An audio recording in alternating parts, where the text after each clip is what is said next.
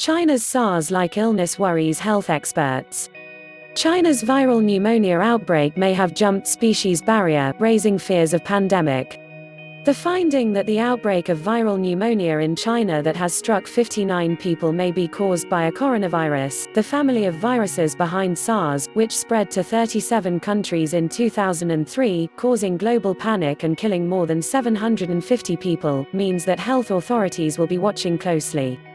China says the illness is not SARS, severe acute respiratory syndrome, nor MERS, Middle East respiratory syndrome, both of which are caused by coronaviruses, and so far it appears milder than both.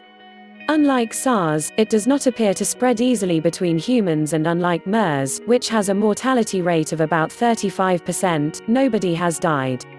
But the identification in preliminary laboratory tests by the Chinese of a novel coronavirus emerging once more from animals to infect humans is worrying for global health experts. When SARS appeared in China in 2002, it was not swiftly identified and contained. It spread around the world, particularly to Canada via travelers. Jeremy Farrar, director of Wellcome and an expert in tropical diseases, said, "Epidemics of diseases known and unknown are one of our greatest global health threats that are with us constantly. A cluster of patients with an unusual respiratory infection is, and should always be, a worry. The level of concern raises again when the illness is linked to an animal food source. This is how new viruses jump across the species barrier, as was the case with SARS, MERS, avian flu and Ebola. The source of the virus is not yet known, but investigations have centered on a market in Wuhan selling live animals and seafood. The origin of SARS was eventually traced to bats in a cave in Yunnan province in China. Dromedary camels are the source of MERS, although it is thought they may also have originally been infected by bats. The World Health Organization said in a statement that the Chinese authorities believed the disease does not transmit readily between people, but that it could cause severe illness in some patients. 7 people were known to be critically ill at the weekend. The Chinese authorities have not updated the figures since Sunday. State television said 8 people taken to hospital with respiratory problems had been sent home.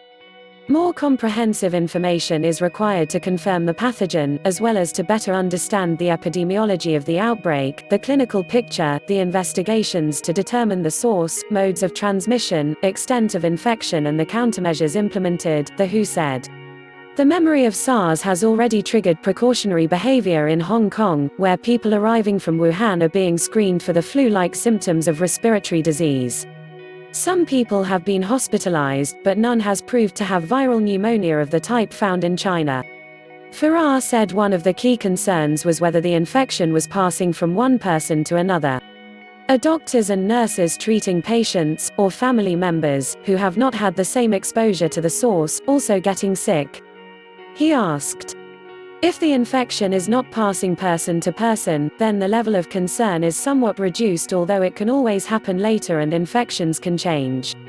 It appeared that there had not been any newly confirmed cases in Wuhan for about a fortnight, he said, which was reassuring.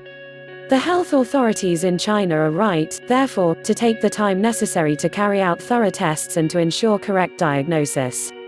When public health responses are rushed, problems follow, as we saw with early responses to the Nipah outbreak in 1999, he said.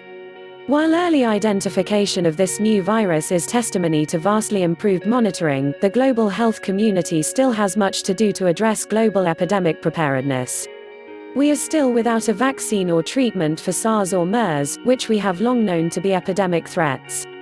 Please don't forget to comment below, like my video and subscribe. Click the bell to notify you on my next educational videos. Thank you.